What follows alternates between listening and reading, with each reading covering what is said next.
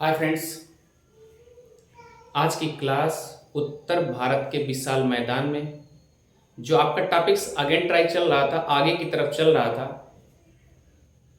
Friends याद रखिएगा, आज जो टॉपिक्स है वो प्रादेशिक विभाजन में आज आपको पढ़ना है असम का मैदान या ब्रह्मपुत्रा का मैदान।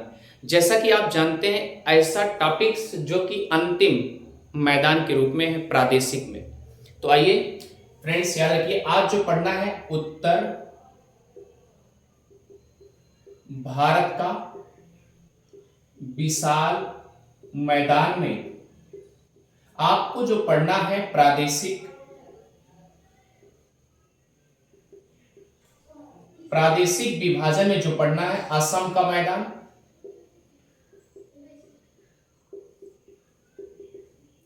या ब्रह्मपुत्रा का मैदान।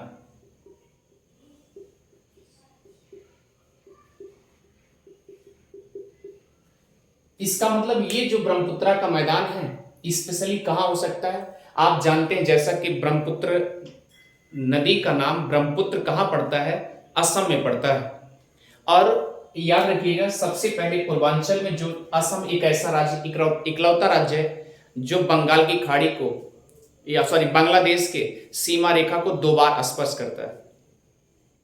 क्लियर। और सेवन सिस्टर में असम एक ऐसा राज्य है जो छह बहन को यानी छह राज्यों की सीमा को स्पर्श करते हुए लेके चलता है। तो फ्रेंड्स आइए चलते हैं, एक मैप बनाते हैं पूर्वोत्तर भारत का।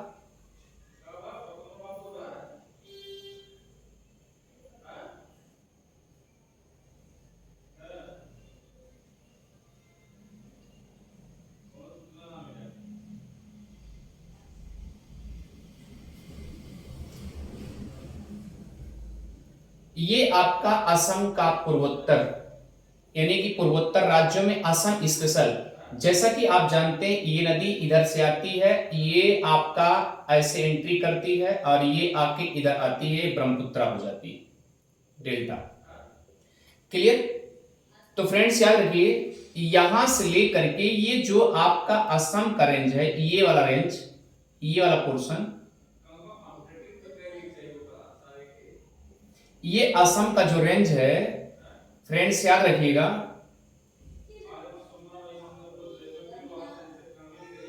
ये आपका असम रेंज ऐसे बना लीजिएगा, ये असम का मैदान स्पेशल।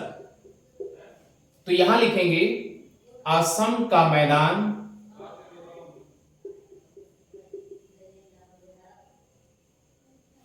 असम का मैदान या ब्रह्मपुत्रा का मैदान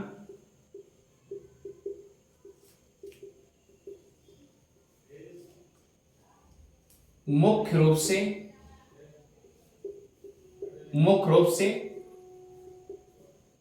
असम राज्य में ही है।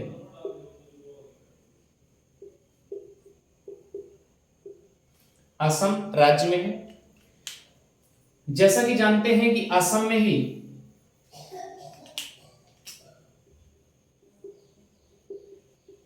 असम राज्य में ही ब्रह्मपुत्र नदी का नाम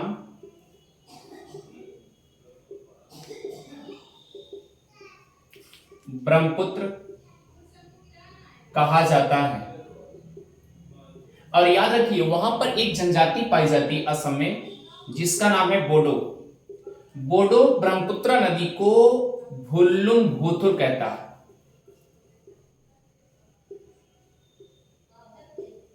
भोथुर के नाम से उस नदी को पुकारते हैं, जानते हैं। और भुल्लुंबुथुर का शाब्दिक अर्थ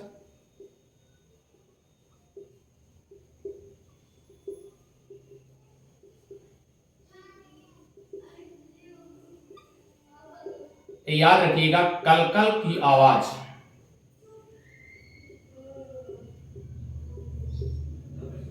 ठीक, इतनी बातें तो अच्छे से पकड़ में आ गई। फ्रेंड्स याद रखिएगा, ये सादिया, ये प्लेस क्या है, सादिया है। सादिया के दक्षिण में जाएंगे तो आपको मिलेगा पासीघाट। क्या मिलेगा, पासीघाट। याद रखिए, और दक्षिण में जाएंगे तो आपको मिलेगा डिब्रूगढ़। डिब्रूगढ़। और नीचे जाएंगे तो आपको मिलेगा लखीमपुर। लखीमपुर। जैसा कि आप जानते हैं कि लखीमपुर खीरी नहीं, क्योंकि लखीमपुर खीरी आपके यूपी में है और जबकि ये असम में है। लखीमपुर स्पेशल है। लखीमपुर हो गया। उसके बाद आप जाएंगे, यहां पर मिलेगा तेजपुर। क्लियर? क्या मिलेगा? तेजपुर। और यहां क्या मिलेगा आपको? धुबरी। तो आपका फैक्ट क्या बन गया? आपका फैक्ट ये है कि असम में सादिया से लेकर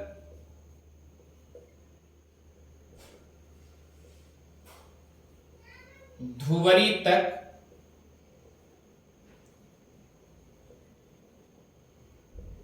ब्रह्मपुत्र का मैदान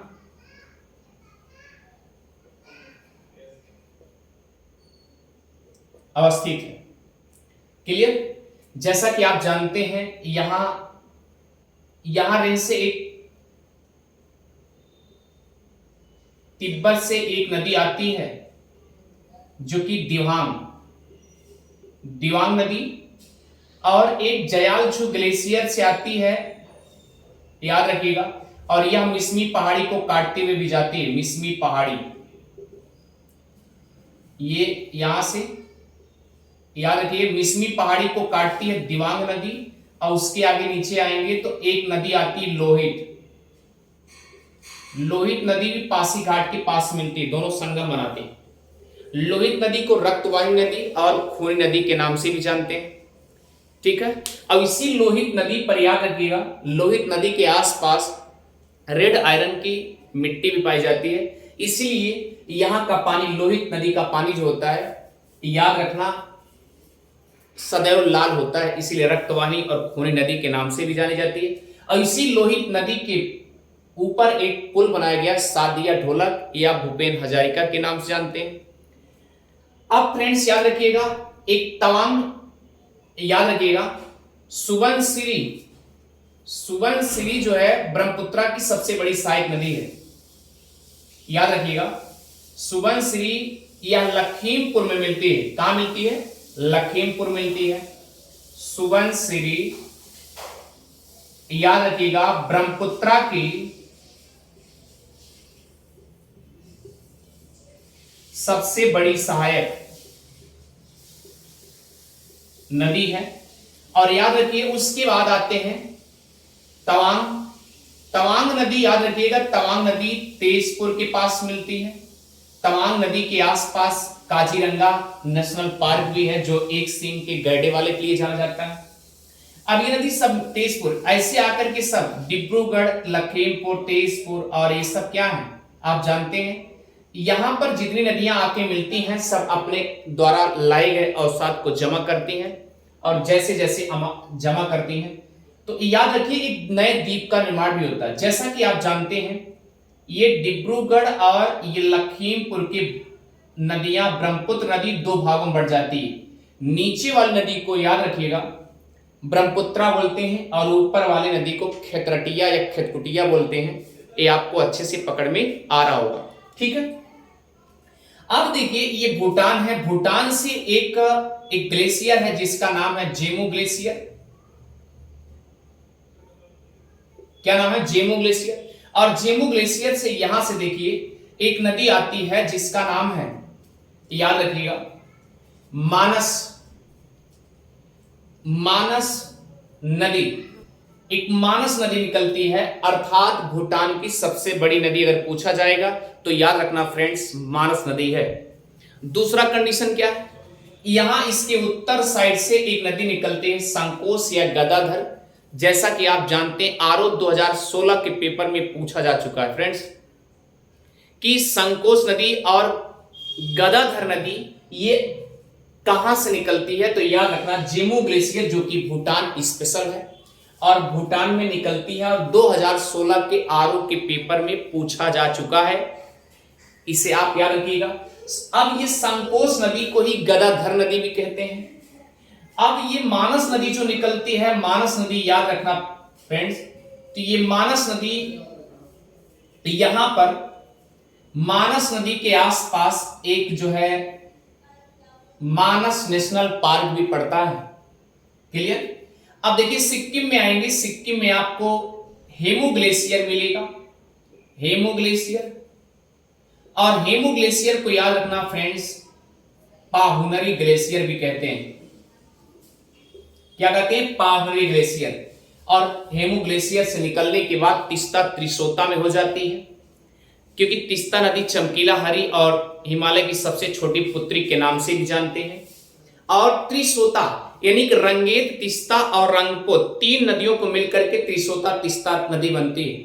और वो आ करके याद रखना फ्रेंड्स, यहां जहां धुबरी है, धुबरी के आस पास दक्षिण में यहां पर एक स्थान है रंगपुरा, रंगपुरा, जिसे फूलचोरी नामक स्थान कहते हैं।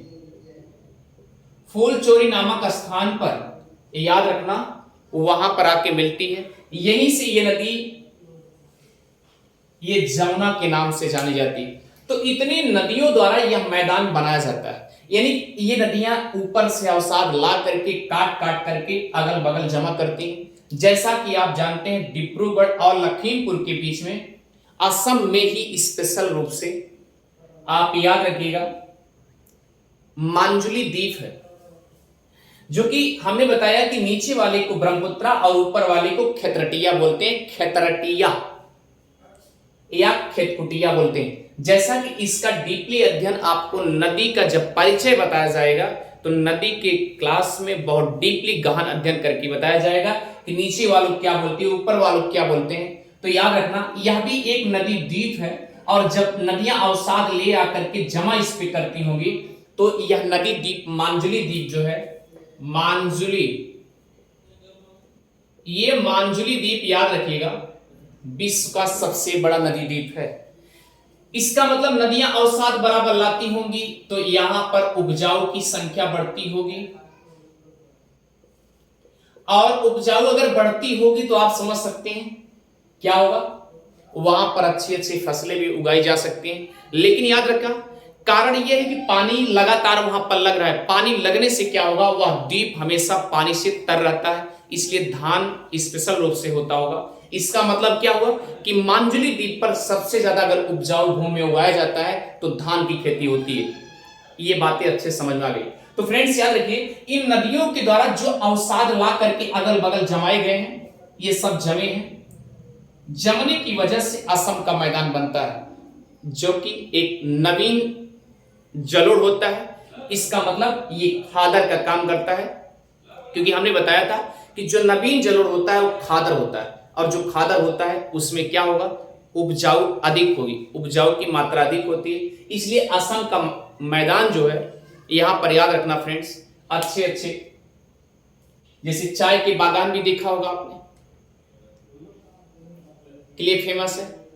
तो फ्रेंड्स हमने आपसे डेल्टा के बारे में बताया, सॉरी द्वीप के बारे में बताया, नदी द्वीप के बारे में, तो भी काफी उपजाऊ है। तो इन नदियों के द्वारा लाए गए असम का मैदान और ब्रह्मपुत्र का मैदान बनता है। अगर आपको समझ में आ रहा है तो उदय जीएस रिसर्च सेंटर को सब्सक्राइब करना और शेयर करना भी ना भूलें। Thank you friends. और कल चलेगी आपकी क्लास प्रायद्वीपीय पठार, प्रायद्वीपीय भारत का मैदान। Thank you friends.